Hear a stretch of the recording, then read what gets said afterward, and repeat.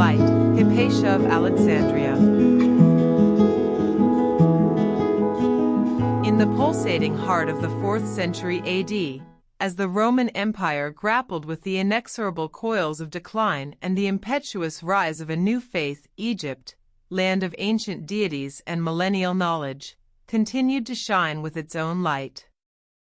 Alexandria, the pearl of the Nile, founded by the visionary genius of Alexander the Great, was at that time much more than a mere port city. It was the crossroads of the known world, a beacon of culture and knowledge that radiated its light far beyond the borders of the Mediterranean.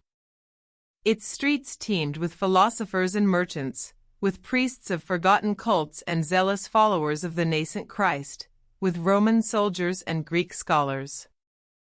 A babel of languages, beliefs, and aspirations merged into a single, vibrant urban symphony, its rhythm punctuated by the rustling of papyri in the great library and the clang of goods in its bustling harbor.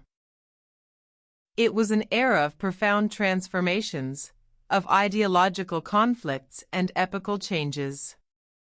Paganism, which for centuries had permeated every aspect of Roman life, from public ceremonies to domestic rituals, was slowly giving way to Christianity, a monotheistic religion that, born in the eastern provinces, had managed to conquer the heart of the empire, eventually becoming, under Theodosius I, the official state religion. This transition was not without pain. Ancient deities were dethroned, temples plundered or converted into churches, and pagan practices, once celebrated with pomp, were now persecuted with increasing fervor.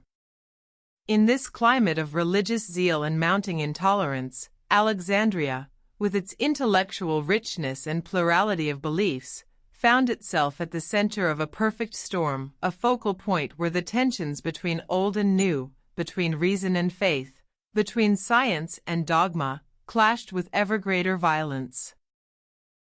In this complex and turbulent scenario, within the knowledge-imbued walls of ancient Alexandria, a figure destined to be forever etched in the annals of history was born, Hypatia. It was either 350 or 370 AD. Sources, with the usual imprecision of time, diverge, but the exact date matters little. What counts is the aura of extraordinariness that enveloped her arrival into the world. It was no ordinary birth, not merely the coming to light of one child among many, but the embodiment of an exceptional destiny, the blossoming of a mind that would defy the conventions of her time and illuminate the path of knowledge. Her father, Theon of Alexandria, was a man of uncommon intellectual stature, a mathematician and astronomer of undeniable renown, whose figure stood out authoritatively in the Alexandrian cultural landscape. He was a scholar, a guardian of celestial secrets and the mysteries of numbers, whose passion for knowledge was matched only by his dedication to teaching. Theon was not a mere theoretician, he was a practical man, deeply involved in the daily life of the Mouseion, the revered temple of the Muses that housed the great library. He edited, copied, and commented on ancient texts, striving to preserve and disseminate the immense legacy of Greek scientific thought. His days were spent poring over papyri, deciphering the complex algorithms of Euclid, charting the movements of celestial bodies, and refining astronomical tables. He breathed knowledge, lived for it, and his very being was intertwined with the pursuit of truth through reason and observation. Of Hypatia's mother, history remains largely silent, a common fate for women of that era, whose lives were often overshadowed by the male figures around them. Yet, one can imagine a woman of quiet strength and profound wisdom, who nurtured the nascent genius of her daughter, perhaps fostering in her the independence of spirit and the unquenchable thirst for learning that would define Hypatia's life. In a society where women's roles were rigidly circumscribed, limited primarily to domestic duties and procreation, the very existence of Hypatia, a woman of science and philosophy, speaks volumes about the environment in which she was raised. It suggests a home where intellectual curiosity was not only permitted but actively encouraged, a sanctuary where gender norms bowed before the pursuit of knowledge. One can almost picture her mother, perhaps not directly involved in the complex mathematical calculations, but certainly providing a stable and supportive foundation, a haven of peace that allowed Theon to dedicate himself fully to his studies and, consequently, to Hypatia's education. Perhaps she instilled in Hypatia a sense of compassion and resilience, qualities that would be sorely tested in the turbulent years to come. The geopolitical situation of the 4th century AD was one of constant flux and increasing instability. The Roman Empire, once a monolithic power, was now divided into East and West, each with its own emperor and its own set of challenges. The West, weakened by internal strife and barbarian incursions, was slowly crumbling, while the East, with Constantinople as its new, vibrant capital, seemed to hold on with greater tenacity, though not without its own share of turmoil. Egypt, as a crucial province, supplied much of the grain that fed the sprawling empire, making it a highly contested territory, a prize fought over by emperors and local potentates alike. Alexandria, in particular, due to its strategic location and immense wealth, was a melting pot of cultures and religions, but also a crucible of tensions. The city was home to a large and influential Jewish community, a vibrant pagan population, and a burgeoning Christian majority. The Christians themselves were not a monolithic entity. Various sects and doctrines vied for supremacy, often clashing violently. The Arian controversy, which denied the divinity of Christ, had deeply divided the faithful, and the Council of Nicaea, though attempting to settle the matter, had only fueled further disputes. This religious fervor, initially directed inward, began to turn outwards, targeting those who clung to the old ways. The Serapeum, a magnificent temple dedicated to Serapis and a repository of vast knowledge, was destroyed by Christian mobs in 391 AD, an event that sent shockwaves through the intellectual world and signaled a grim turning point for paganism in Alexandria. This act of iconoclasm was not an isolated incident but part of a wider trend of religious zealotry that sought to eradicate all vestiges of the past, seeing them as obstacles to the triumph of the new faith. In this volatile climate, where the clash of ideologies often erupted into street violence, where ancient philosophical traditions were increasingly viewed with suspicion by the rising power of the Church, Hypatia grew up. She was born into a world teetering on the precipice of a new era, a world where the pursuit of knowledge for its own sake was slowly being eclipsed by dogmatic adherence to religious tenets. Yet, within this turbulent environment, Alexandria still offered a unique sanctuary for learning, albeit one under increasing threat. The Great Library, though diminished, still held an unparalleled collection of scrolls, and the Mauseion, though its scholars were fewer, still functioned as a center of intellectual inquiry. It was within these hallowed halls, steeped in centuries of accumulated wisdom, that Hypatia would spend her formative years, absorbing the knowledge that her father so diligently sought to preserve and transmit. Her birth was thus not just a personal event but a historical one, marking the arrival of a figure who would stand as a bulwark against the rising tide of obscurantism, a woman whose life and death would symbolize the struggle between enlightenment and intolerance in a world undergoing a profound and often violent transformation. Hypatia's early years unfolded not amidst the boisterous clamor of typical Alexandrian childhoods, but within the hushed, scent of papyrus and ink-filled world of her father, Theon. She was, from her very first breaths, a child of the Mauseion, the grand temple of the Muses where Alexandria's intellectual heartbeat resonated. While other children her age might have been playing games in the bustling marketplaces or learning the rudiments of household management from their mothers, Little Hypatia was often found perched on a stool in her father's study, her curious eyes tracing the intricate diagrams he meticulously drew, or her tiny fingers fumbling with the smooth, cool surfaces of astronomical instruments. Theon, a man of profound intellect and progressive views, saw in his daughter not merely a girl to be married off, but a mind, a soul capable of grasping the profound truths of the universe. He was her first, and arguably, her most influential teacher. His method was not rote memorization, but an immersive, experiential form of learning. From a tender age, Hypatia was exposed to the foundational texts of Greek knowledge, not just read to her, but discussed, dissected, and debated. Euclid's Elements became her primer in logic and spatial reasoning, its elegant proofs a captivating puzzle to her developing mind. Ptolemy's Almagest, with its intricate models of the cosmos, was not merely a book but a window into the celestial dance, inspiring countless hours of stargazing from their rooftop, where Theon would patiently point out constellations and explain the paths of planets. Her education was holistic, encompassing far more than just mathematics and astronomy. Theon understood that true wisdom stemmed from a broad understanding of the world. He introduced her to the philosophical dialogues of Plato and Aristotle, the poetic verses of Homer and Sappho, the historical narratives of Herodotus and Thucydides.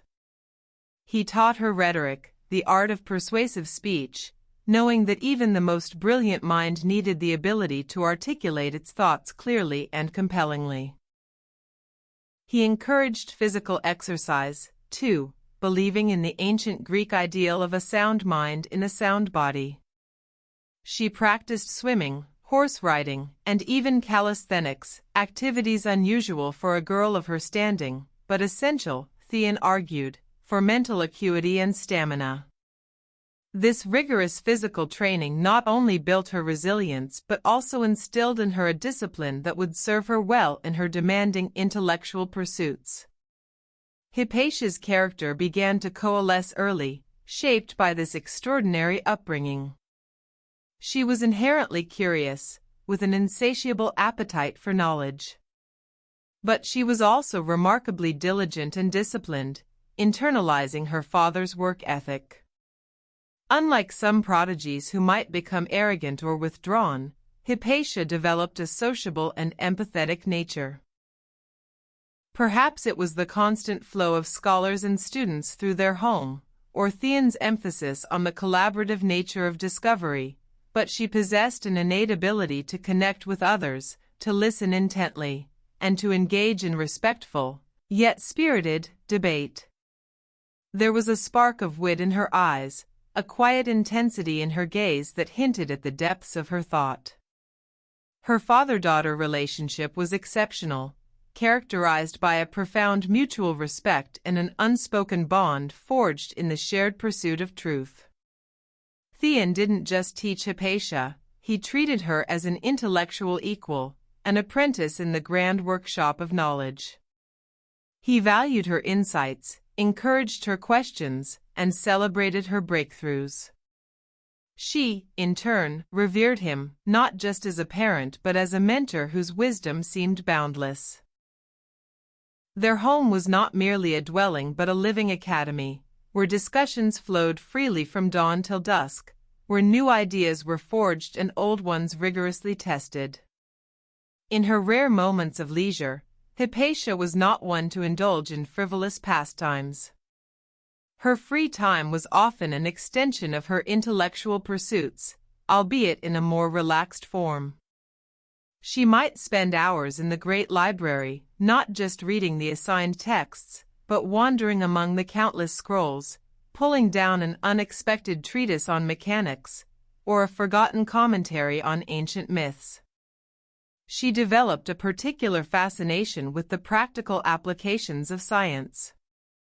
She was known to tinker with astronomical instruments, seeking to improve their precision, and to experiment with the principles of hydraulics, perhaps envisioning new ways to manage the Nile's life-giving waters. She enjoyed long walks along the harbor, observing the intricate dance of ships and currents, always seeking the underlying mathematical principles that governed the world around her. Sometimes, she would simply sit by the window, observing the bustling street below, her mind quietly contemplating the philosophical implications of human existence and the vastness of the cosmos.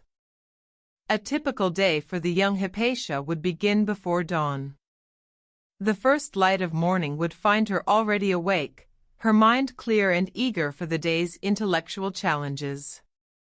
She would often start with a period of quiet contemplation, perhaps reviewing the previous day's mathematical problems or considering a philosophical dilemma posed by her father. A simple breakfast of bread, olives, and perhaps some figs would be taken quickly, often while discussing the day's agenda with Theon. Her mornings were usually dedicated to rigorous study. She would work through complex mathematical proofs, meticulously copying and annotating ancient texts, or drawing intricate astronomical charts. The silence of the study would be broken only by the scratching of her stylus on wax tablets or the rustle of papyrus. Theon would often be present, either working on his own projects or guiding her, patiently explaining difficult concepts and challenging her with increasingly complex problems. They might delve into the works of Diophantus, exploring the mysteries of algebra, or dissect the theories of Apollonius on conic sections, finding beauty in the elegant geometry of curves. After a light midday meal, often just a piece of fruit and water, the afternoon would transition to more interactive learning. This might involve spirited discussions with her father on philosophical or ethical matters, or perhaps she would accompany him to the Mouseion. There, she would sit quietly, absorbing the lectures and debates among the senior scholars, her mind processing the arguments, sifting through the evidence, and formulating her own nascent opinions. She learned not just what to think, but how to think critically, to question assumptions, and to seek evidence-based conclusions. Sometimes, Theon would involve her directly, asking her to read a passage aloud or to summarize a complex argument, subtly honing her rhetorical skills. Evenings were often dedicated to practical applications or observations. If the skies were clear, they would retreat to the rooftop, the crisp Alexandrian air carrying the faint scent of the sea. There, under the vast, star-studded canopy, Hypatia would learn to operate the astrolabe, charting the positions of stars and planets, her breath misting in the cool night air. The precision required for these observations, the delicate alignment of lenses and pointers, instilled in her a deep appreciation for the empirical method, for the importance of meticulous detail in the pursuit of scientific truth. On other evenings, she might assist her father in his workshops, grinding lenses for optical instruments or refining the mechanisms of a hydroscope, her hands becoming as adept as her mind. Before retiring for the night, Hypatia would often spend time reading for pleasure, though even her leisure reading tended towards intellectual pursuits. She might delve into the myths of ancient Greece, marveling at the narratives, or read a treatise on Roman law, seeking to understand the structures of governance. Sleep would come easily, her mind both stimulated and tired from the day's intellectual exertions, dreaming perhaps of new theorems or the vast, unexplored reaches of the cosmos. This disciplined yet deeply fulfilling routine laid the bedrock for the extraordinary life she was destined to lead, cultivating a mind that was not only brilliant but also resilient, curious, and profoundly dedicated to the pursuit of knowledge in a world increasingly turning its back on it. As Hypatia transitioned from the bright-eyed, endlessly curious student to the formidable young woman, a subtle but profound shift began to occur in her life. The lessons of her youth, once confined to the private sphere of her father's tutelage, now blossomed into a public display of intellectual prowess. By her early 20s, perhaps even before, Her reputation as a scholar began to precede her, a whisper that turned into a murmuring, and then a clear, resonant voice in the intellectual heart of Alexandria. Her dreams were not those of typical young women of her era. Marriage, family, and domesticity held no sway over a mind so utterly captivated by the grand tapestry of the cosmos and the elegant simplicity of mathematical truths. Hypatia dreamt of understanding. She yearned to unravel the universe's most intricate secrets, to polish the gems of ancient knowledge to a new brilliance, and to illuminate the minds of others. Her aspirations were not for power or wealth, but for pure knowledge and its dissemination. She envisioned a world where logic and reason prevailed, where curiosity was celebrated, and where the pursuit of truth was the highest calling. This ambition, however noble, was not without its difficulties. The path she chose was almost entirely unprecedented for a woman in her time. While Alexandria was more enlightened than many other cities, the societal norms still placed significant barriers before women who dared to venture beyond conventional roles. There was quiet skepticism, subtle condescension, and sometimes outright dismissal. How could a woman truly grasp the complexities of advanced mathematics or the subtleties of Neoplatonic philosophy? Such questions were not always voiced aloud but lingered in the air like an unspoken challenge. Yet, Hypatia possessed an unshakable conviction in her abilities, instilled by her father, and refined by her own tireless dedication. She met these challenges not with aggression, but with unassailable competence and a gentle, yet firm, intellectual authority. When she spoke, her words were precise, her arguments meticulously constructed, and her understanding of the subject matter undeniable.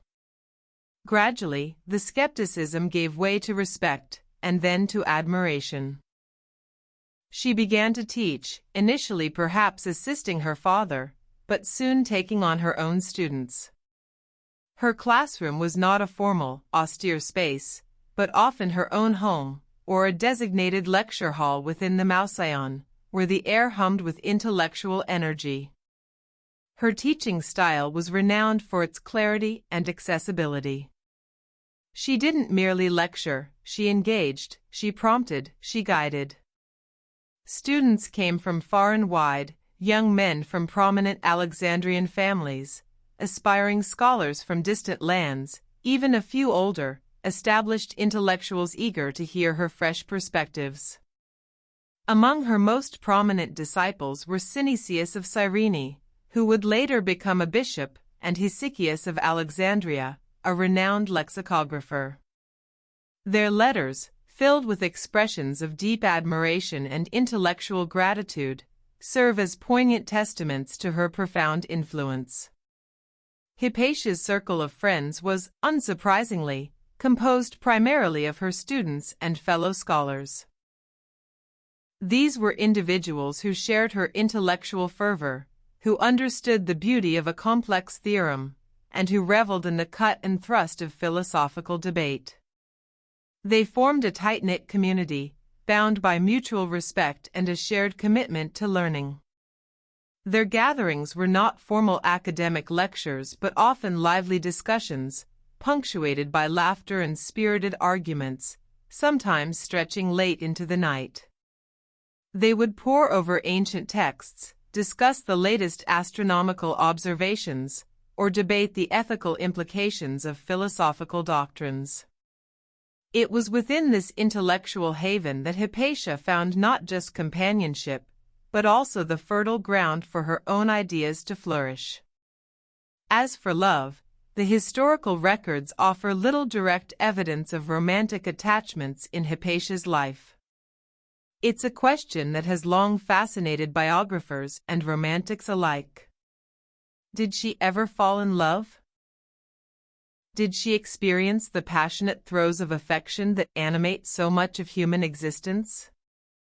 Given her dedication to her intellectual pursuits, it is plausible that she chose to remain unwed, seeing marriage and family as potential distractions from her true calling.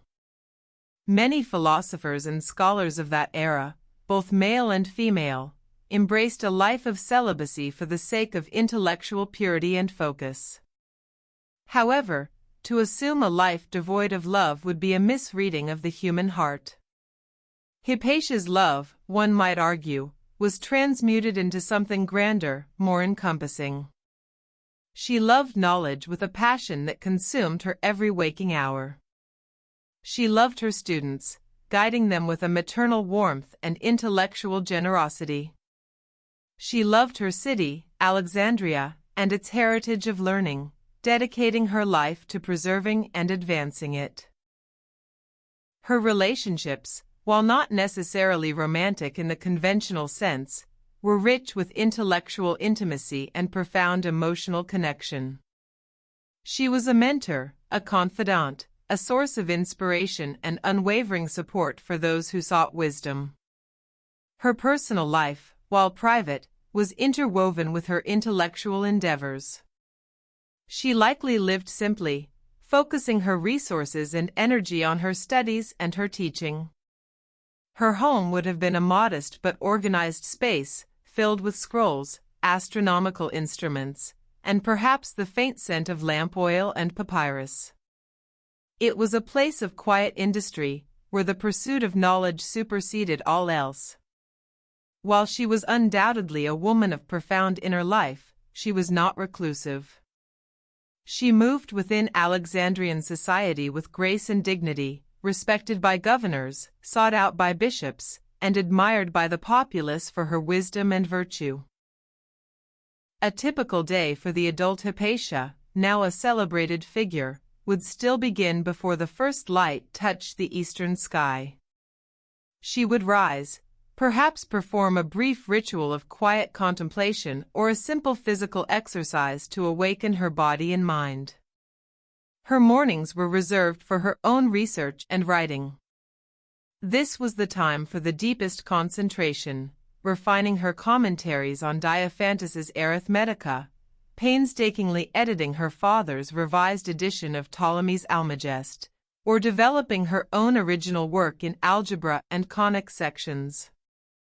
The silence of her study would be absolute, broken only by the rhythmic scratch of her pen or the rustle of papyrus as she meticulously reviewed complex equations or philosophical arguments.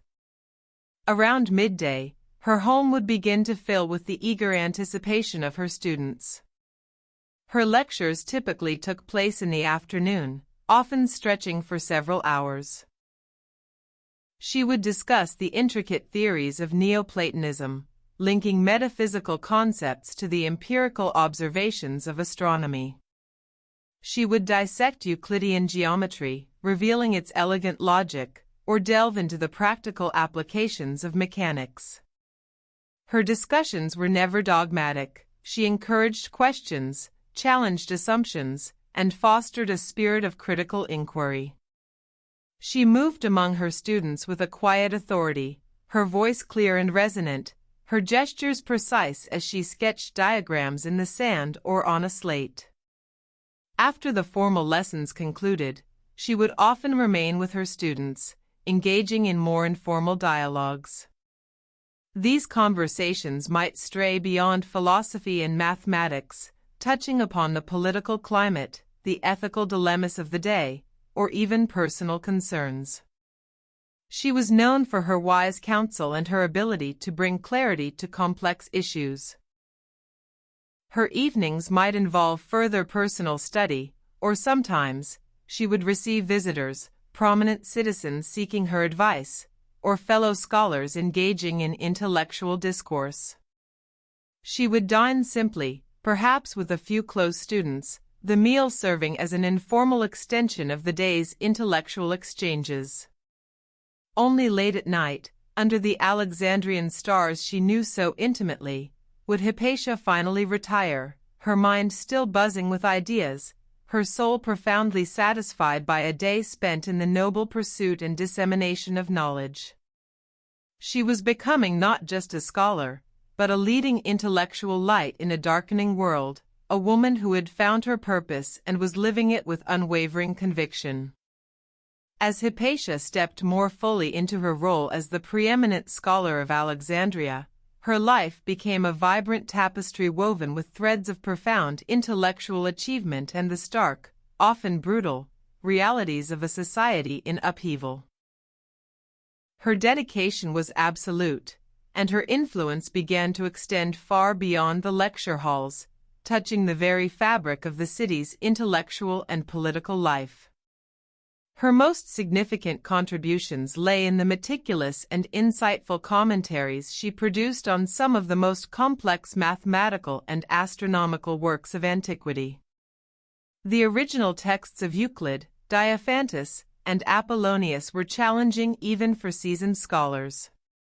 Hypatia's commentaries were not mere annotations, they were lucid elucidations, bridges built between the ancient masters and contemporary minds. She is credited with contributing to her father's revised edition of Ptolemy's Almagest, a monumental astronomical treatise that shaped scientific thought for over a millennium. Her work made this dense text more accessible, ensuring its continued study and influence. Even more impressive was her commentary on Diophantus's Arithmetica. Diophantus was a pioneer in algebra, a field that was still nascent in the ancient world. Hypatia delved into his intricate problems, clarifying his methods and, in doing so, advancing the understanding of indeterminate equations. Her work on Apollonius's conics, a sophisticated treatise on geometric curves, was equally vital. She not only clarified Apollonius's original theorems but is believed to have developed methods for constructing new conic sections, demonstrating an original genius that went beyond mere interpretation. These contributions were not abstract academic exercises, they were fundamental to the progress of mathematics and astronomy, laying groundwork for future discoveries. She was, in essence, a conservator and an innovator, preserving ancient wisdom while pushing the boundaries of human knowledge. Beyond her written works, Hypatia's greatest achievement was her school itself. It wasn't a formal institution with endowments and extensive faculty, but a vibrant intellectual hub centered around her charismatic teaching. Here, she didn't just transmit knowledge, she cultivated critical thinking, encouraged open inquiry, and fostered a spirit of intellectual camaraderie.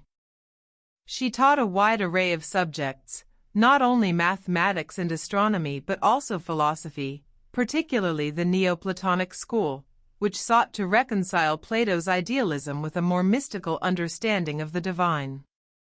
For Hypatia, philosophy was not divorced from science, it was its very soul, providing the ethical framework and the metaphysical understanding necessary to comprehend the universe.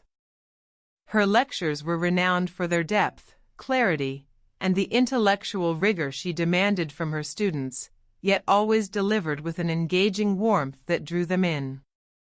Reaching these objectives was a testament to her unyielding dedication. Every hour spent meticulously analyzing ancient texts, every night spent under the star-dusted Alexandrian sky observing the celestial dance, every lecture delivered with passionate clarity, was a step towards her goals. She achieved them through sheer intellectual brilliance, tireless discipline, and an innate ability to connect with and inspire others. However, these towering achievements came at a significant price. The world around Hypatia was not static. It was a swirling maelstrom of religious zealotry and political maneuvering. As the Christian majority in Alexandria grew in power and influence, tolerance for pagan thought and institutions dwindled. The destruction of the Serapeum in 391 AD, a decade or two before her most active teaching period, served as a grim prelude to the storm that was gathering. It was a clear signal that the ancient ways, the very foundation of Hypatia's intellectual heritage, were under direct assault. She was aided, in part, by the respect she commanded across various factions. Even many Christians held her in high esteem for her wisdom, her virtuous life, and her impartiality. She often advised the prefect of Alexandria, Orestes, a Roman official who represented the secular authority in the city. Orestes, a moderate Christian, recognized and valued Hypatia's intellect, seeking her counsel on a range of matters, from philosophical disputes to civic administration. Their collaboration was a beacon of reason in a city increasingly consumed by religious fervor.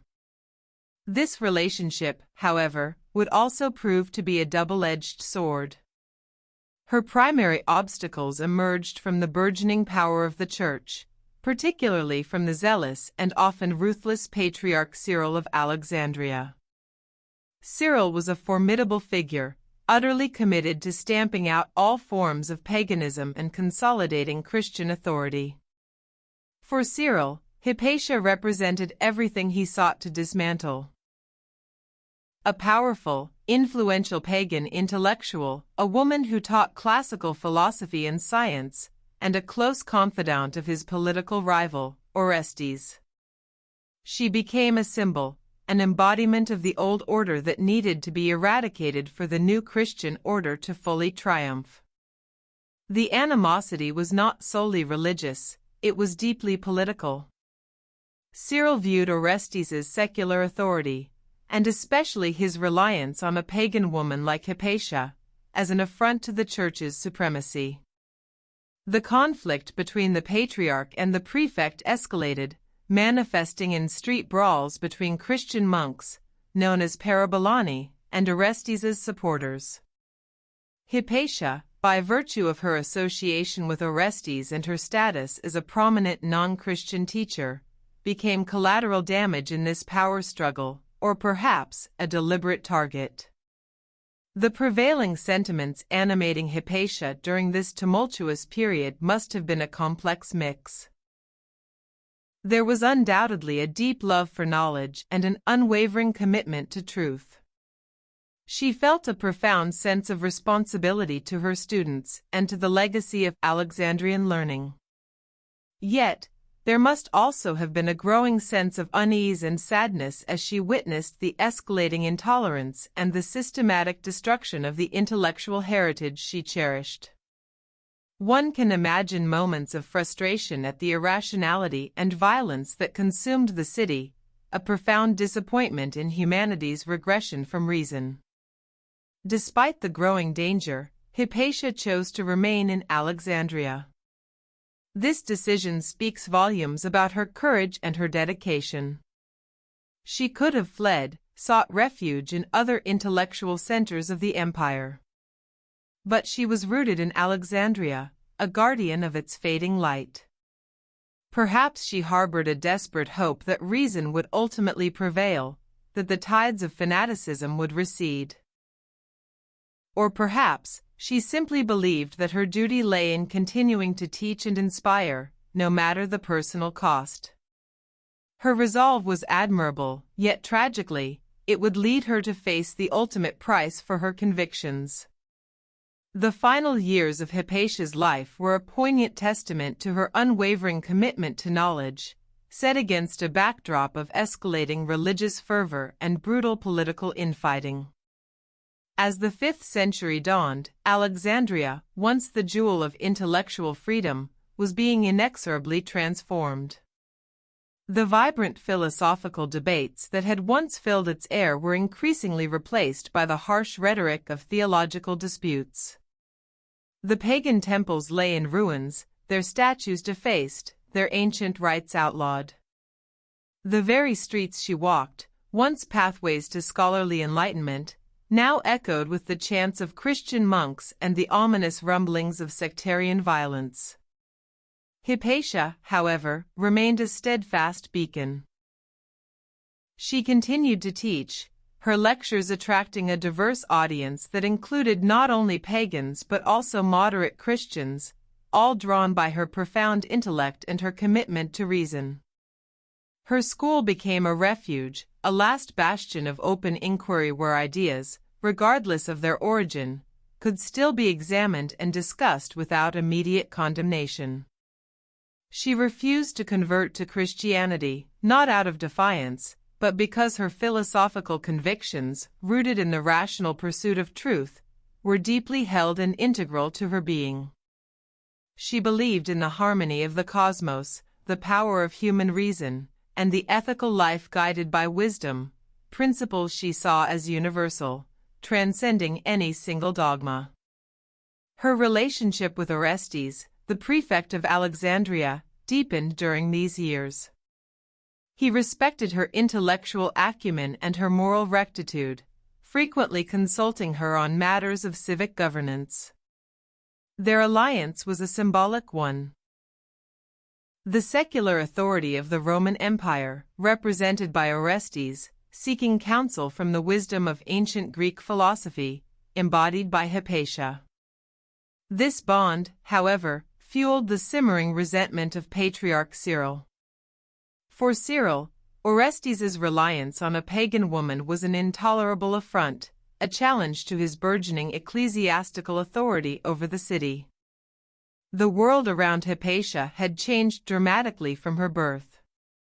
When she was a child, paganism, though perhaps on the wane, was still deeply embedded in the daily life and institutions of Alexandria. By her later years, it was actively suppressed, often violently so. The philosophical schools, once thriving under imperial patronage, were now viewed with suspicion, their teachings sometimes branded as heresy. The intellectual landscape was shrinking, squeezed by the growing dominance of Christian doctrine. Hypatia must have felt the weight of this transformation keenly, witnessing the gradual extinguishing of the very lights she strove to keep burning. Despite the mounting pressure, Hypatia remained remarkably composed. Her life continued to be one of diligent study and tireless teaching. Her days were still filled with complex mathematical problems, the elegant proofs of geometry, and the intricate workings of the heavens. She would still rise before dawn, immerse herself in contemplation, and dedicate her mornings to scholarly work, refining her commentaries and developing new insights. The afternoons were for her students, where she would unravel the mysteries of Neoplatonism, guide them through the rigorous logic of Euclid, or explain the latest astronomical calculations. She maintained her modest lifestyle, her home remaining a sanctuary of learning rather than a place of opulence. Did she feel satisfied with herself? Perhaps. She had lived a life of purpose, dedicated to the highest ideals of knowledge and reason. She had inspired countless students, preserved ancient texts, and advanced the frontiers of human understanding. She had, against immense odds, carved out a space for intellectual freedom in an increasingly dogmatic world. Yet, one can imagine a profound sense of melancholy, too. The world she had been born into, a world that celebrated the diverse pursuit of knowledge, was rapidly disappearing. The forces of intolerance were gaining ground, threatening to engulf the very legacy she sought to protect. The situation in Alexandria reached a boiling point around 415 AD. The conflict between Cyril and Orestes escalated into open violence. Christian mobs, incited by fervent sermons, roamed the streets, targeting Jews, pagans, and anyone perceived as an enemy of the Church. Hypatia, with her prominent public role and her close ties to Orestes, became a convenient scapegoat, a symbol to be eradicated. Rumors, fueled by religious zealots, began to circulate, portraying her as a sorceress, an enchantress who bewitched Orestes and obstructed Cyril's divine mission. One fateful day in March 415 AD, Hypatia was making her way home, likely having just finished a lecture or a meeting with Orestes. She was traveling in her customary manner, perhaps in her chariot or carried in a litter, accompanied by a small retinue of students or servants. Near a church called the Caesareum, a mob of Christian fanatics, led by a lector named Peter, ambushed her. They dragged her from her conveyance, pulling her into the church. What followed was an act of unspeakable brutality.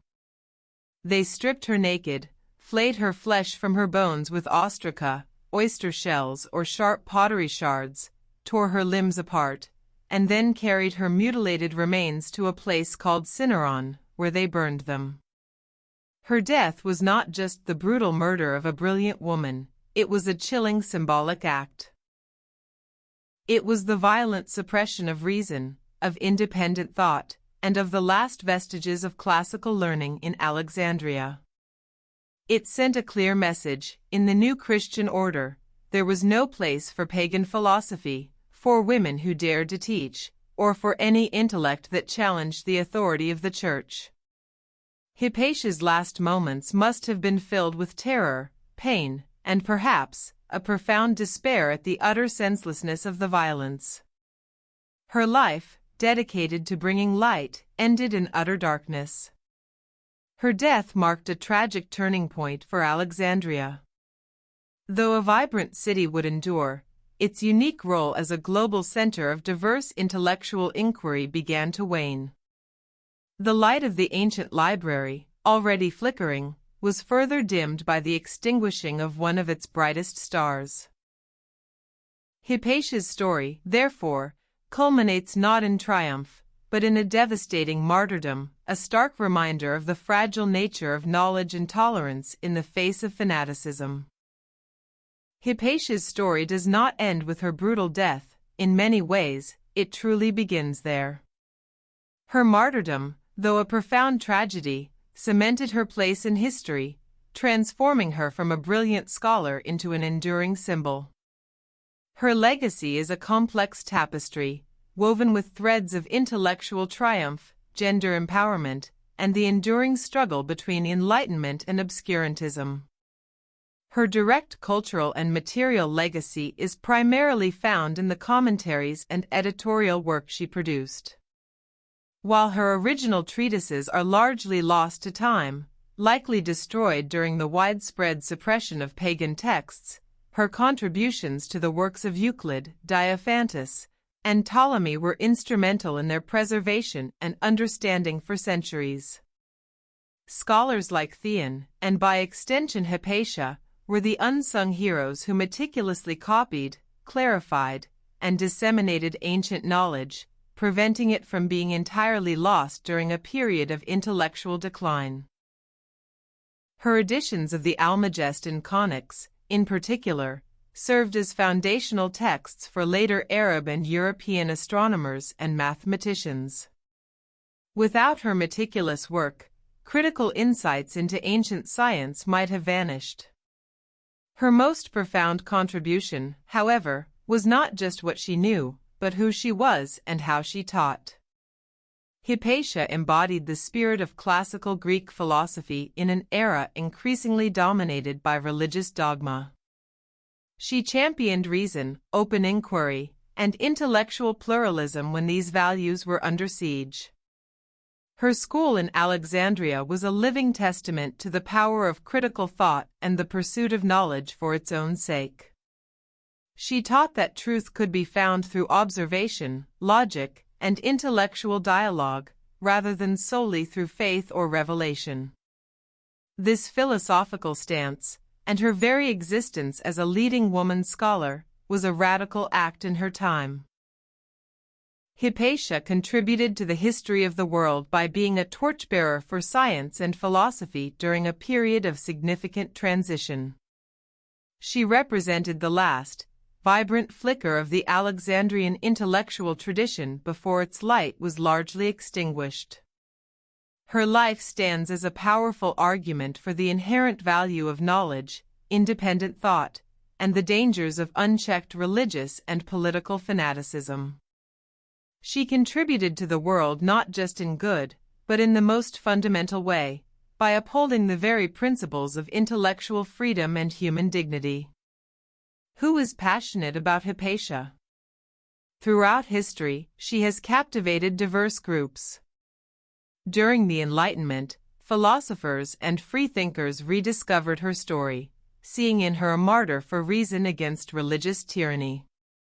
To them, she was a symbol of intellectual freedom. In the feminist movements of the 19th and 20th centuries, Hypatia became an icon of female intellectual prowess and defiance against patriarchal oppression. She represented what women could achieve if afforded the same opportunities as men. Today, scientists, mathematicians, and educators continue to study her, drawn by her remarkable achievements in fields traditionally dominated by men. Yes, she is certainly studied. Her name frequently appears in histories of mathematics, astronomy, and philosophy. Scholars delve into the sparse primary sources to reconstruct her life and intellectual contributions, debating the specifics of her work and the exact circumstances of her death. She is a subject of ongoing academic interest, with new research constantly seeking to shed more light on her extraordinary life. Perhaps most significantly, Hypatia has inspired countless individuals across the centuries. She has inspired women to pursue careers in science and mathematics, demonstrating that gender is no barrier to intellectual greatness. She has inspired those who believe in the power of reason and the importance of open dialogue, even in the face of hostility. She stands as a poignant reminder that ideas can be powerful enough to provoke violence, but also resilient enough to endure across millennia. Her legacy is not merely one of academic achievement, but of courage, integrity, and intellectual heroism. In a world grappling with new forms of intolerance and the suppression of knowledge, Hypatia's story remains as relevant and resonant today as it was in the tumultuous streets of ancient Alexandria. She continues to inspire all who strive for a world where knowledge is cherished, reason is revered, and every mind is free to explore the boundless wonders of the universe.